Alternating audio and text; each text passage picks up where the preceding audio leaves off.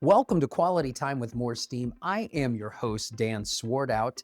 On today's show, we're doing something just a little bit different, and I think really important. My guest today is Adelaido Godinez. He's a retired Army colonel with 31 years of service, who then went on to continuous improvement work in the private sector. Ad brings a rare mix of experience to the show, leading through combat and global crisis, navigating complex corporate environments, and then turning all of that into a thoughtful, deliberate approach to helping others get better. In our conversation, we just don't talk about lean tools and A3s. We get into what it means to lead when there are no easy answers, how to handle values mismatches, and the emotional weight that can come with this kind of work, and how to keep learning instead of pretending you've got it all figured out, because none of us do. Ad is generous with his stories and very candid about the parts of his journey that weren't neat or easy. Along the way, we tie everything back to themes you'll recognize from this show: respect for the individual, solving problems where the work happens, kata-style coaching, and building personal systems that make continuous improvement sustainable instead of exhausting. You'll walk away with ideas you can try right away: how to structure your day, how to choose problems people actually care about, and how to coach others by focusing on just the next step. Now, I'll be honest, this conversation stayed with me long after we stopped recording. It challenged me to rethink how I show up for other people, how I design my own routines, and how I say thank you to the people who've made a difference in my life. Ad quickly became one of my favorite guests we've had on the show, and I think you'll hear why. It's one of the most personal and insightful conversations we've had on the podcast, and yet it's still very much about operational excellence and about the kind of leadership that helps people and systems get better together. And now, my conversation with Ad Godinez. Welcome to the show, Ad. We're so glad to have you here. I'm glad to be here. Excited about it. And probably the most important thing was I'm really glad about the way we met. Yes. And that was a really good opportunity to see two people celebrating, an improvement, a change, and a new way of looking at leadership and change. So really glad about that. I'm glad about that too. And you have one of the most fascinating backgrounds of anyone we've ever had on the show before. So I want to jump into all of that. But that's a good cliffhanger to talk about how fascinating your background is, because we'll get to that in a moment, because I did want to start off talking about how we met. Ad, you are recently through Ohio State, the Ohio State University's MBOE program, Masters of Business and Operational Excellence. And one of your coaches, your mentors throughout that program, was MoreSteam's own Ken Robinette. That's right. And on a winter morning here in MoreSteam HQ, they told us to gather around in the front area, and we weren't exactly sure why. And little did I know that I would have one of the coolest moments I've ever had here at the office by seeing your presentation to Ken.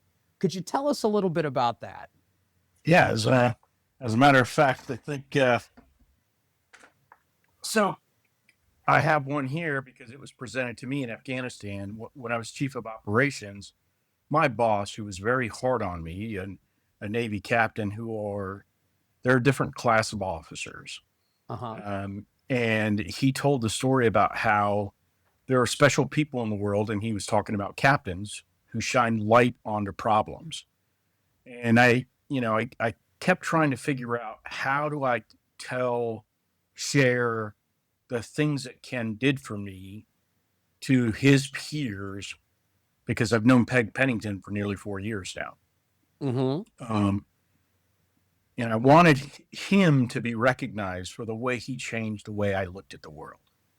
And so I was sitting in my office and I turned and I remembered the story in Afghanistan at ISAF when I was at the International Security Assistance Forces in Afghanistan as the chief of ops. And I thought, that's what Ken did for me.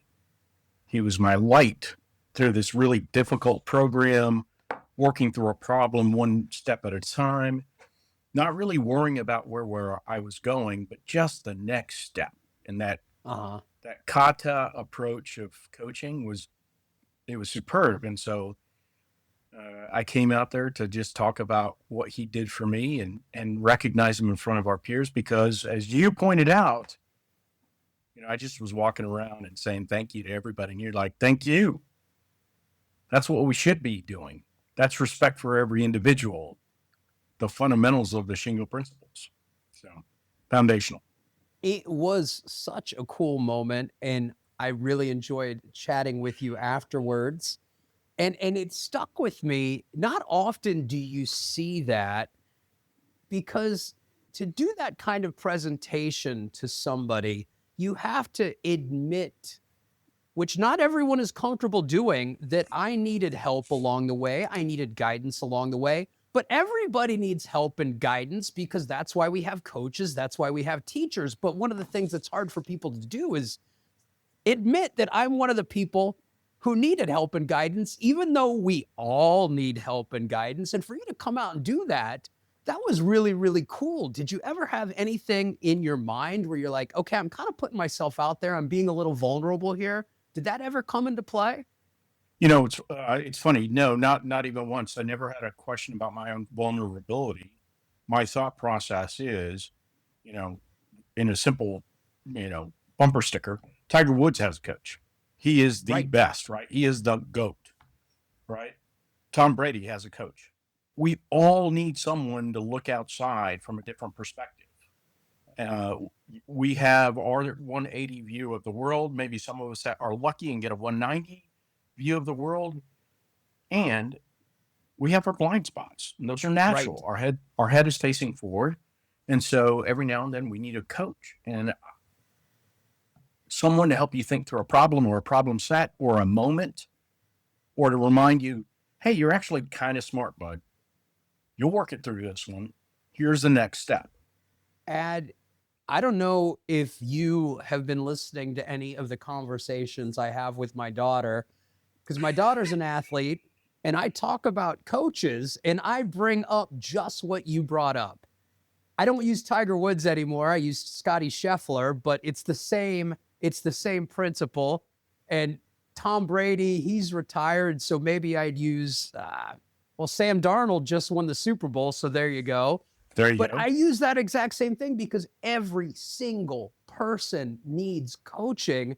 But it almost goes back to some of these things we talk about, humility in being a leader, and being a humble leader, and admitting what you don't know as a leader. As a student, you also have to have that same humility and humbleness to say, well, I don't know this, and that's why I need coaching. And everybody needs coaching. Tiger Woods, Scotty Scheffler, Michael Jordan had a coach. Exactly. Oh, it was a really, really great moment. So thank you so much for that. It still sticks with me to this day, because one of the things we talk about all the time, as we talked about that day, is the whole principle of respect for people, and it being one of the foundations of everything in lean thinking is respect for people. And you show that respect for people, and you came in such a way that really made me think in my mind, what can I do in my own life to show the people who've made an impact on me, to show them the difference they've made in my life? How can I do that more like Ad did it? It was awesome. Well, thank you, sir. That's rewarding, and I'm really glad it resonated with you in particular. So thanks for sharing that. That's good, great feedback. I'll take that. Cool. Cool. And now we're going to close the loop on that cliffhanger from earlier, because like I said, you did have, and you do have, one of the most fascinating backgrounds of anybody who's been a guest on the show. You spent 31 years in military service, including deployments to Iraq. You already mentioned Afghanistan, South Korea, Germany. What first drew you to operational excellence and process improvement during your military career? I don't know that we had it as a term at the time, but in the military, but it's always been a part of the process in operational excellence. And it was physical training. There was such a thing as a perfect score and going beyond the perfect score of a 300. And PT was the physical training and earning a 300, doing 91 push-ups in 2 minutes, doing 88 push-ups in 2 minutes, and running an 11:54 2 miles. Whoa, whoa, whoa. Did you say 11:54, 2 miles? 2 miles. Okay. And so that, Okay. yeah, I was 18, right? So 18 to 28, that was the goal for that period of time that I pursued every time. And then when they changed the standard to meet our new world, my standard never changed. I was always trying to get 100 push-ups in 2 minutes, always trying to get 100 sit-ups in 2 minutes, and pursuing that 11:54, even though 100 points at that time was 13:02 for 2 miles. Mm-hmm. The pursuit of that 11:54 was my bar for excellence. And so I think that physical pursuit of excellence became a habit for me for a long period of time. And then I was selected for West Point. I had enlisted because a girl broke my heart. True story. Needed to get it out of the town pretty fast, and ended up in Korea. Enjoyed the experience, and West Point, the Thayer method of teaching, where you go in and you're kind of quizzed immediately on what the assignment was. It's not a direct quiz, but you hit the boards and you're talking about the subject matter. You're not being taught. It's not rote recitation. It's synthesis and understanding. And so, this continuous improvement, operational excellence pursuit became a part of my lifestyle, even before I knew there was such a thing as operational excellence. That was the foundation.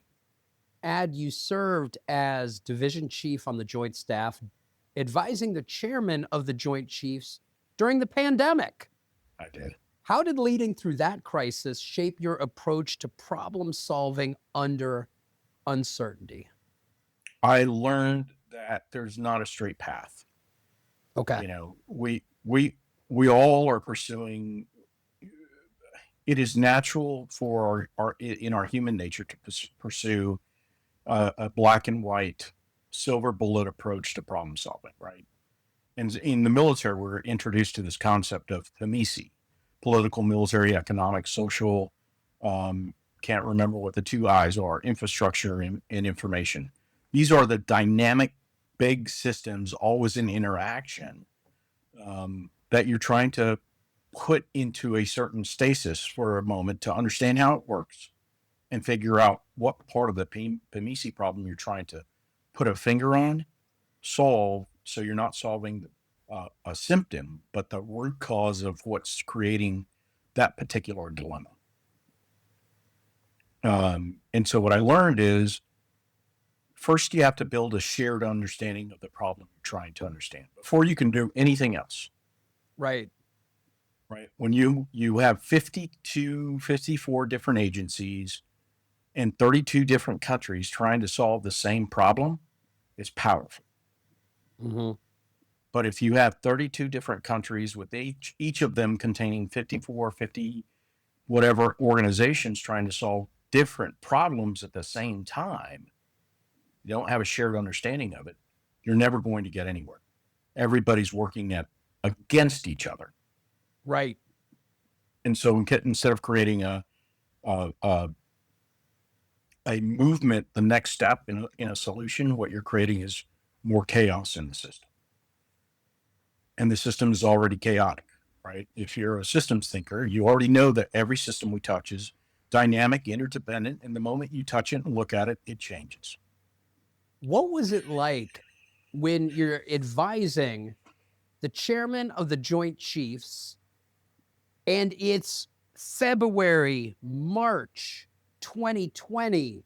You have all of your experience, all that you have learned, all that you know about processes, but you're learning new information, having to make adjustments, not just daily, but on the hour. What was that like for you as an individual to be in that situation? Uh, you know, to tell you the truth, there were elements of it that were reinforcing and good. The team that I built and the way that they could respond to the crisis and the way they worked as a team to solve one problem at a time, they learned that and they really, we wrote great papers, we synthesized them. And if you've ever seen the chairman's advising a president or the chairman advising the Congress, he walks in with an A3 that has 120 different topics on it. And each topic is one bullet in a font 20 or a font 12. And it's one bullet. So it's one word or two words that he has to synthesize and be able to talk across the topic. The Western Hemisphere, which was what I was responsible for, was just one part of all of the topics that he had to think about. So trying to fit something into a bumper sticker that is as complex and dynamic as all that complex system that we were just talking about became a great life lesson. But it also helped, it made me internalize things that I really shouldn't have internalized. And it led me down some really dark moments in my life where I didn't feel like I was serving the president, our nation, or the chairman in the way that he deserved to be served. Not because of misses, but because I couldn't package the product that he needed in a way that was consumable and digestible and made the changes that we needed to make within the national the national security construct, the NSC, the National Security Council, and across our partners. Right, we're talking 5 different languages across the Western Hemisphere, and so it's really difficult to communicate and develop the relations that you need to develop in this way across 33 nations in a COVID environment where you can't see people face to face. So I had to learn new techniques for building relationships, building trust, and engendering that what we're trying to build is a shared understanding so we can create a shared approach to a shared problem. Looking back, with the benefit of hindsight, do you think you were a little hard on yourself at the time? And maybe you look back now and said, I actually did some pretty good work, but in that environment that was so pressure packed, maybe I was just too hard on myself at the time. And that's a problem a lot of people have. I think you're very good at pulling this thread. And yeah, I was hard on myself. Probably more hard on myself than I needed to be. And I'm a better person for it. I'm a better coach for it.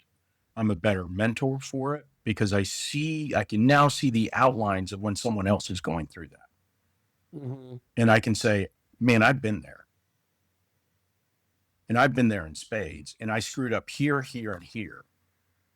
I can walk with you. And Brene Brown says, you got to create these boundaries. I'm going to jump in the hole for a little bit because I know how to get out. You eventually leave the military, you transition to JP Morgan Chase as a process improvement manager. What surprised you the most about applying military leadership principles in a corporate environment?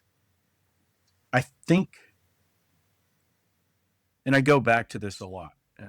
I get to talk to my peers about this and other officers and enlisted, because there is a different view of the world. If you're an enlisted soldier and an officer, a commissioned officer, you just see the world differently, and your responsibilities and your oath of office is different. As a commissioned officer retiring, I think the hardest part for me was the way the corporate institution in the middle management space weren't always aligned in values. In the military framework, the framework that I grew up in, 99% of the time, our values were aligned. We were in absolute competition with each other, but it was a win-win competition. You know, the best company commander in the entire division when I was company commander was my mentor, my best friend, and also someone I looked up to. And I wanted him to win, even though I wanted my company to win. And I would always move myself to support him. Chris Budahas would move himself into a position to support me. He gave up his best first sergeant to me because he saw that my company needed more than me as a leader. And so that ability to cross-level talent in the corporate world isn't, you don't want to lose any of your talent, but you'll shed any talent that doesn't fit what your agenda, or what you're trying to accomplish. So that's one piece, that values mismatch. The second piece is that in the corporate world, you don't take the team that you have and develop it. In the Army, you get whatever team you have and you create the environment to make the change you're trying to make. In the corporate, you look for people who fit whatever culture you're trying to set up. And so that, again, it's a very different approach, right? You're focused on building. I went to 33 different schools while I was in the Army. I had no idea until my retirement official said that. The current executive director that I'm coaching right now has been to 3 schools. And we're about the same age. He's an executive director working a $120 million business unit, 3 schools that his business has set him up for success. So the whole development of the team, the culture, the values was vastly different for me. It was hard. How did you just said it was hard. How did you find yourself adjusting and adapting? What techniques did you use? Because I imagine as people are even just switching from one corporation to another, or one organization to another, you're going to have a different culture. You're going to have a different mindset, a different approach. So being able to adapt is very, very important. That's a big adaptation you were just talking about. So what are some of the skills and techniques you use that other people could learn when they need to adapt as well? Over the last 4 or 5 years, I've had to reset my systems. James Clear says you don't rise to the level of your goals, you fail to the level of your systems. And in the first couple of years in my service, in the first couple of years leaving service, I didn't have a recovery system. I didn't have a development system, but I had a performance system. So the 2 elements that make you perform, your recovery and your development systems, if they're not clicking, your performance is not going to excel, right? You're just not going to be able. And so what does that mean? Right? Recovery for me starts with sleep. So my performance for the next day starts with the night before sleeping, right? And it ends with the meditation at the start of my morning before I go into my workout. And that's my recovery period. And all of what I do within that space, whether it's the shower, the end of day meditation and closing and talking about the 3 things I'm grateful for today, the music, the setting up the bed, the turning off the lights, that whole sleep hygiene, and setting the alarm to wake up at whatever time I'm supposed to wake up, which I unfortunately wake up at an ungodly hour. It's I really wish I could change that, but 4:30 in the morning, I'm wide awake, right? Mm. And so most people start the day about 7:30, 7 o'clock, I assume, based on what I see in the traffic around here. So from 4:30 to 7, I start my, my coffee routine, my reading routine, my development routine starts. Mhm. And before I get into working out, which is a part of my development routine, I've read at least a chapter in a book that and this year in particular, it's been really effective. I am down, I've completed 7 books this year, and Wait a minute, wait a minute. And just so everybody knows, we're recording this on February 10th. This episode will be out a little after that, but that means in in 41 days you've read 7 books, Ad. yeah, and they're not little books, right? I mean, Brene Brown's Strong Ground is not a small book. No. It this development system this year has just been in high gear. Now, luckily, I'm not going through the MBOE program again, so that's opened up a lot of time for me. And then I get into my workout, and that generates all of the right hormones in my system to reset my cortisol levels. Dealing with PTSD, I've got to bring my cortisol levels further down than most. Um, and then having all that flow, and then going into the office, my performance starts with my announcement of coming into the hey, good morning, guys, right? And so those endorphins are flowing from the moment that I'm working out, and I carry those into the office, and it's about bringing that joy de vivre into the office and letting them see I'm happy to be here and to serve you. So that's what I've done You do that every single night. You say, these are the 3 things I'm thankful for today. every single night. How long have you been doing that? Really 2.5 years now. What got you in that habit? That's a fantastic habit. I was finding myself in a very negative space as I was trying to figure out the values mismatch between my former military experience and JP Morgan Chase, and I was losing sight of the impact I was having on a daily basis for the, rather ethereal values mismatch concept. So if I'm to take away from what you just told me, no, Ad, I want to know this. This is fantastic. So one of the things that's been very helpful for you is this routine that puts you in the right mind space to do what you need to do each day. And I don't think everyone's going to have the same routine that Ad has. I'm not getting up at 4:30 in the morning if I don't have to.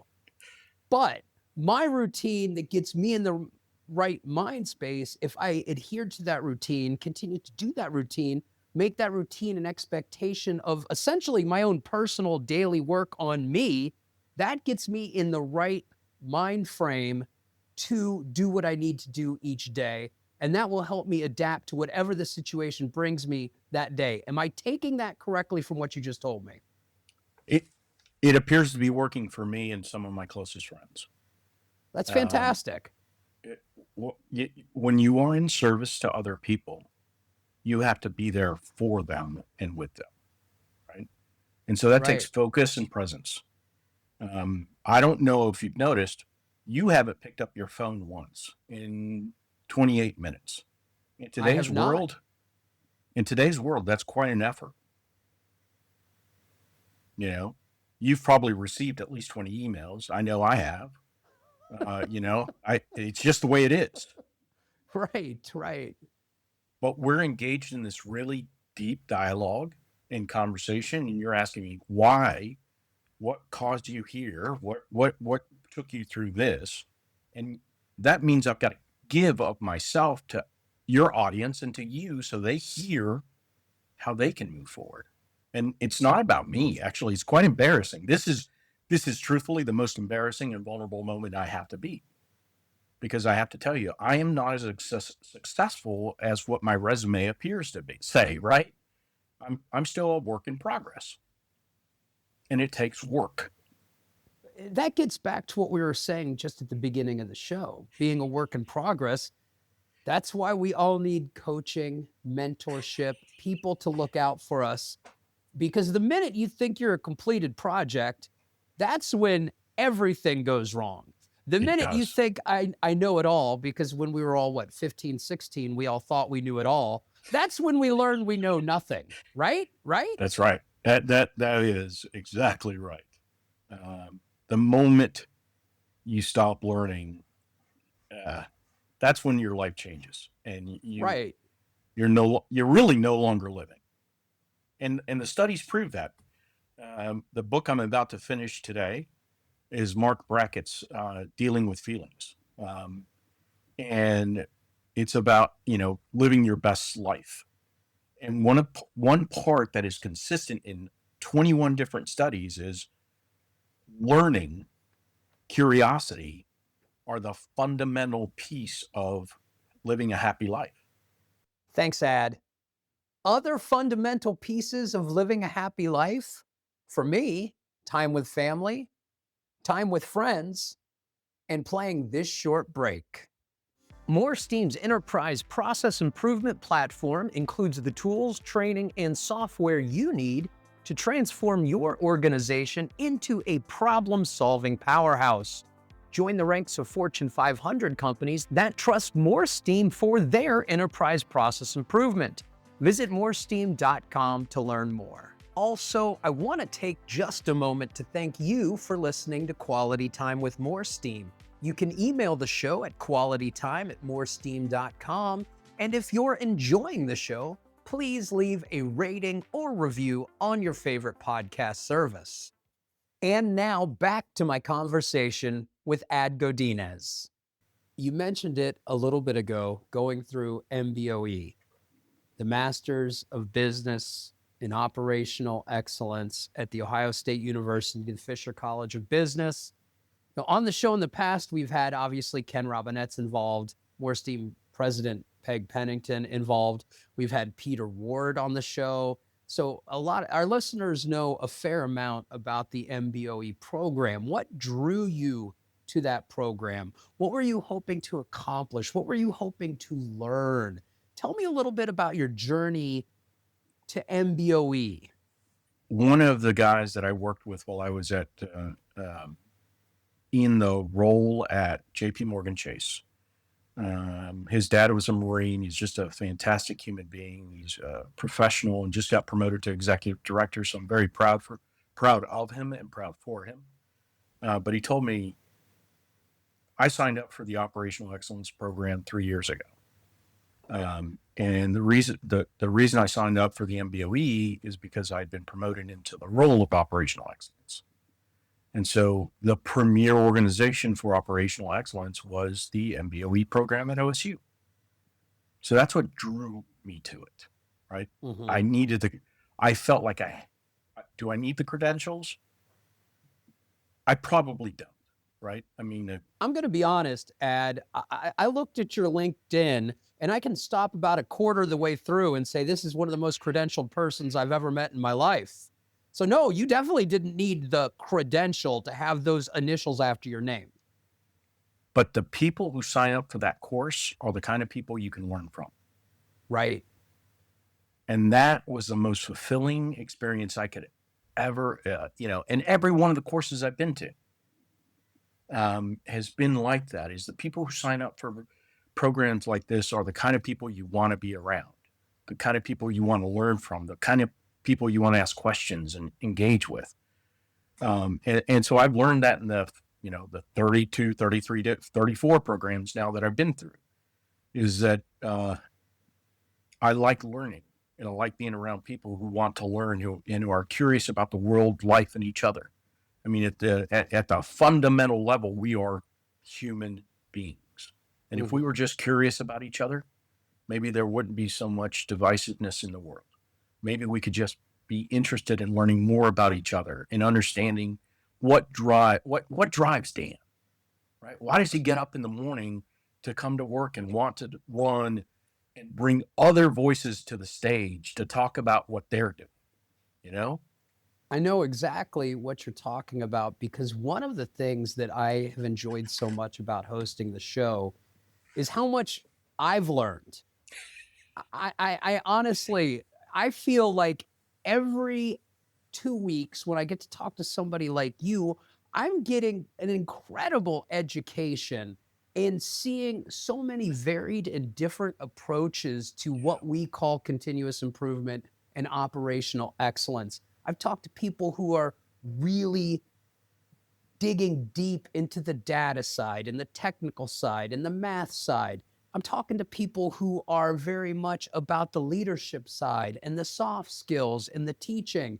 And I have learned so very much now that I find myself in my own day to day just talking about lean, about anything. And then they're like, Dan, where did this come from? Because 2 years ago, you weren't talking like this at all. It, it's an experience. There is a culture here. Now, you can get to the group of people that are purists, right? Uh And huh. they really focus on the tools. But if you dig into the Toyota kata, I think if you really dig into the book, right, and spend some time Yeah. in Katakoya, Toyota kata, you learn that it is about this repetition. If you go to the systems that James Clear is talking about, it's building the muscle memory around a very specific set of questions that it's the exact same every time. And now the team can deal not with the question that's coming because they already know. We can deal with the problem at hand, right? It's not a people or individual problem. It is a problem in the system that we've created. And that fundamental change, how can you not love an organization that works like When you came in that morning and gave the presentation to Ken, you talked about some of the challenges you experienced during your time in the MBOE program and how Ken helped you through those experiences. What did you take from your experiences in the MBOE program that will help you be a better leader, a better teacher, a better coach, and also a better student when that arrives as well? that? I'm glad you finished with the student piece. And, I'm probably jumping into this a little quicker without thinking longer. So forgive me for that. Um, but the thing that Ken taught me that I tried to solve a problem nobody cared about with my Mm. MBOE lean black belt program. It's an important problem set. It is no kidding, probably 20 to $30 million problem set in the organization I'm working. It is a big problem set, but no one cared about it. And what Ken taught me is about the wrong timing in the program, right? When I'm midway into finding the data for my problem set, he says he just it really works if you find a problem they're interested Mm. in, and so being a better student starts with asking questions. What are the problems that you're really dealing with on a daily basis? And teaching through questioning, you know, what are real problems that okay, let's go dig and see what the data tells us about this. Now let's go see what are good problem sets to work on. So understanding, seeking to understand, questioning and listening to understand, um, that's probably the single most important life lesson and leadership lesson I took away from Ken's mentorship. Use a problem they're interested in. Now, the teaching, coaching, mentoring piece of it, use that problem to build a foundation around lean practices and lean thinking. Right. And just don't worry about the A3. Right. Build something that serves the group of people that you're working with where they are. Serves the people you're working with where they are. And you're not going to get there if you don't be a student of who they are.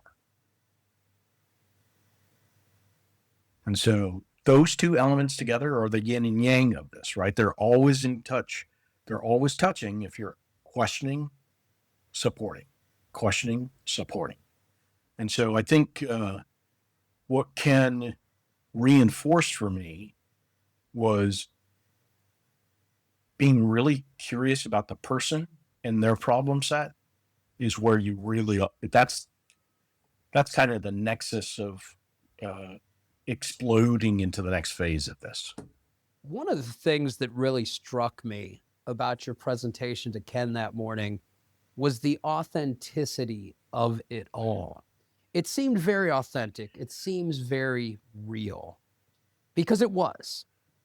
Sometimes when you're dealing with a teacher or a coach, and especially as you're getting at that piece of, I've got to be interested in you, I've got to be interested in your problem, you can sometimes tell there is an inauthenticity there, that I'm only showing that I'm interested, but I'm not really, I'm going through the motions almost.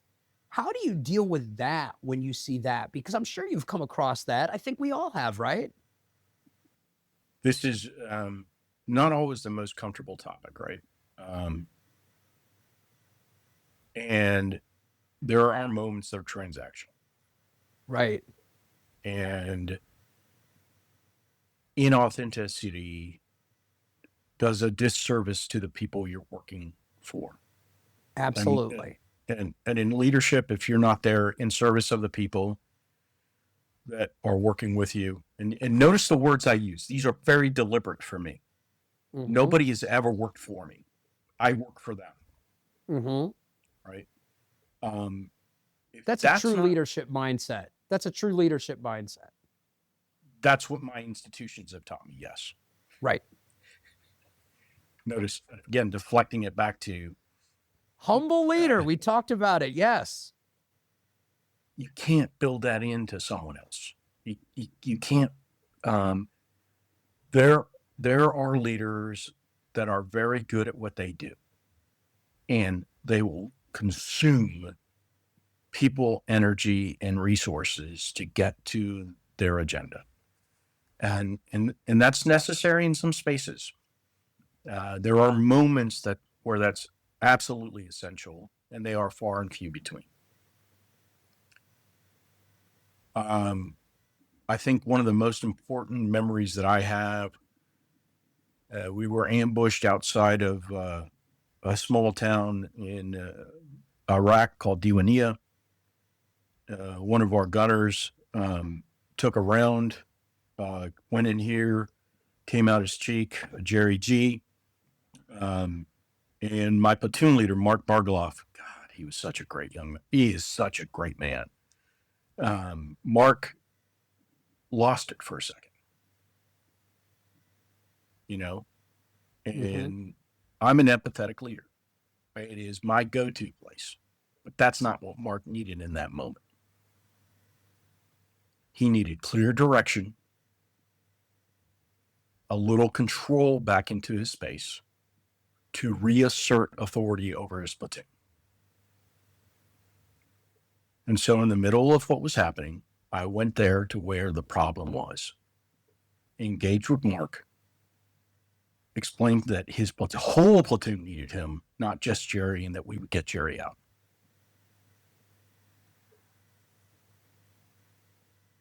It was a moment of direct leadership, not my favorite type of leadership in a world that we have today, and rarely needed.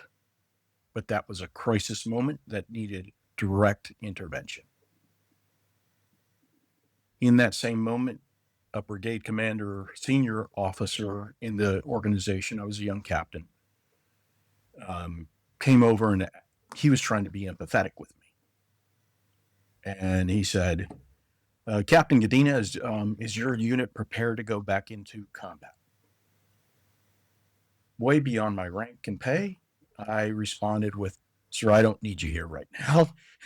Get the F off my objective. We're going back into battle, and we're going to take anybody out that we need to because Jerry deserves that. Do you need anything else from me, sir? And I was curt and inappropriate and probably should have been shanghaied for it. But he didn't understand the situation, right? My men needed to get re-engaged to get back on the horse from the moment that we were in. Otherwise, we would never re-engage over the next 8 months. And that moment deserved the kind of leadership that was necessary. Other moments, there are very few moments like that. We don't need a lot of leaders that do that. We need more leaders that are building up. What is a time recently when you've had that opportunity to build someone up? You've got SOI Solutions, and I want to talk a little bit more of that.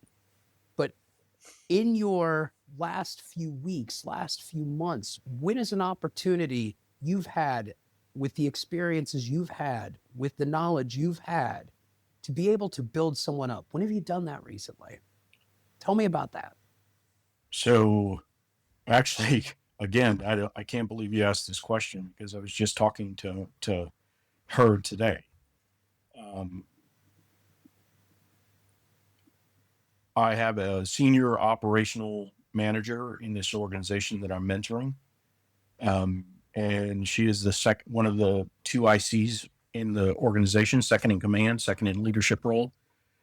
And she runs half of the division, the organization that I'm coaching. And she is guiding probably one of the more complex transformational changes in the organization, creating a ridership tracking system that brings in people for which she has no direct authority, fiat authority over. And she's never done this before. Mm-hmm. She's only worked in her organization. Very siloed piece of approach that we do to developing people in most of our organizations, right? And she's been given this complex problem to solve. And I told her, I'm your secretary. I will build whatever products you need to serve whatever you need to get done. I will build it. I will coach you. We will work through every question you have, but we have to have an open dialogue. So 4 or 5 weeks ago, she was going to quit.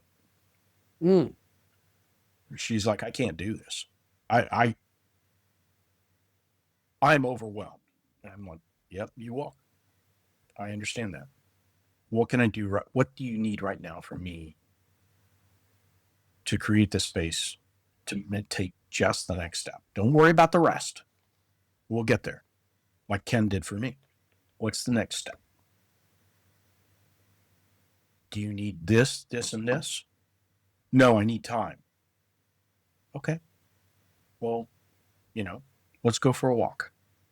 Right. Just sometimes you just need to clear your head, right? One of my best leaders would get, when we would deal with big problems at the UCOM, U.S. European Command, he would go for a 3-4 mile run out in the woods in Germany. He would clear his head and then he'd come back. She cleared her head, went home. Tuesday was the next business day that we would work together. Wednesday, the meeting came. She did a phenomenal job. Nervous. You could tell how nervous she was. Yesterday, she was the first person to put out an executive summary for the meeting that she'd last run, due outs, who's responsible, using a system very similar to what Evan just described in your last podcast. Mm-hmm. Right? Who's responsible, timeline. And I asked her, and she said, what did you think? And I said, well, what did you think? I can do this. I was going to quit 5 weeks ago. Uh-huh. I can do this. That's great. I'm looking at my prepared questions, and I had 15, and we've gotten through 4. I'm sorry. No, this has been absolutely fantastic. I appreciate this conversation so much. My first question is, because I've got so many more questions, and I haven't even touched on, for example, your time at the Office of National Drug Control Policy. I haven't talked about some of your posts on LinkedIn about AI and networking. Um, Only touched upon some of your military experiences. So, my first question is, will you please come back and join the show again? This conversation, there are times where I am rarely speechless, and I don't think I've ever been speechless on the show. But there were times where I was like, I don't know what I'm going to say next. This has just been, what you have said is so powerful and moving and inspirational. So will you come back and join us again? First question. Of course, I'm in service, right? That's what my nation asked me to do. I'm in service. Well, on that level, I fall far below the nation, but I appreciate you willing to come back to the show. I know I'm way down that list, but I thank see. I you. don't think like that. I think you're serving everybody else that's interested in learning about how to do one thing better. Everybody that's out here running a podcast that is teaching, coaching, mentoring, giving a little insight how to do, and then connecting you to someone to do it, right? That's in service. I have to say now, the next time somebody asks you, when did you build someone up? You could say, Dan, at the end of that podcast, I just built him up. Because I feel ready to take on the world. Thank you, Ad. That's what we do. So I'm so glad you'll come back, and I am most certainly going to schedule you again in the future. Second question, I'm not going to let you leave without telling us about SOI Solutions. So please, can you tell us about SOI Solutions, what it is you do, and also tell me the incredible story behind the name that we talked about a couple weeks ago? So SOI Solutions, Eileen and I were trying to figure out, what do we want to do in the next chapter of our lives? Mm-hmm. And I didn't share that part with you. And so when we were thinking about what our company name should be and how we should be in service to others, Eileen, she retired first and started her company first. I was working for JP Morgan Chase. And so her company's name is Thought Partners. She wants to be your thought partner working through a problem. I look at the world a little bit differently, which is normal. And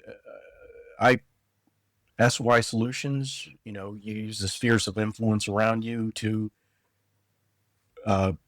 help plug the gaps in your problem solving process, right? I think the individuals that I work with know most of the problems that they're really dealing with.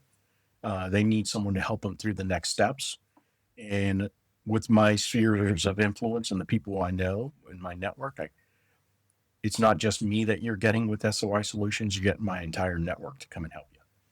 And so spheres of influence was a concept that I learned about in Iraq back in 2003 when we were talking about Mark Bargaloff and Jerry G, who is still alive. He did make it. And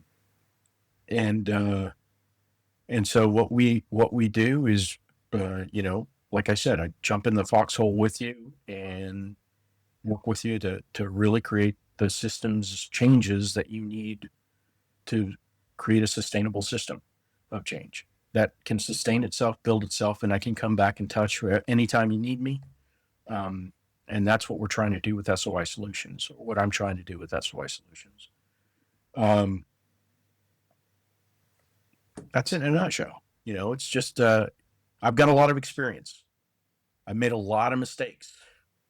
You've made some mistakes, as we all have, but judging by what I know about you, judging about our time here today, you've also done quite a few things right. You've done a lot of things right, Ad, to get you to this point here today. And you've done a lot of things right during this conversation, because this has just been truly phenomenal. I cannot say enough. And I appreciate your service. I appreciate your service to others that continues to this day. I appreciate the stories that you shared. I appreciate that you were willing to share of yourself during our conversation here and willing to share of yourself when you came that cold January morning to give that presentation to Ken.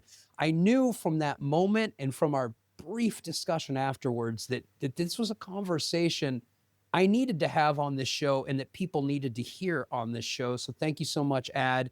I will, of course, include your LinkedIn in the show notes, a link to SOI Solutions in the show notes. And I am going to hold you to it because I've got pages of questions still to ask, and we have not even gotten to most of them. Well, I'll talk less next time. I'll try to be No, more I'm in not going to service to let the you talk questions. less. I'm not going to let you talk less. I'll just stretch it out and ask you to come back again. Hey, look, to be honest with you, it's a real pleasure to be here and to be able to be in support of what you guys are doing at MoreSteam. I have the utmost respect for everyone in that building, on your team, in Powell. I think the world of Peg, and the way that she coaches and mentors and grows others everywhere around her. You know how I feel about Ken. I shared that with you and the team, and that energy that you guys have to create change and sustainable change in organizations is really people centric, and it's easy to be in support of people like that. Ad Godinez, thank you so much for joining us. Well, have a great day on purpose, and thanks for the opportunity. Thank you so much. Ciao. We'll be back in 2 weeks with another episode of Quality Time with MoreSteam. Thanks again.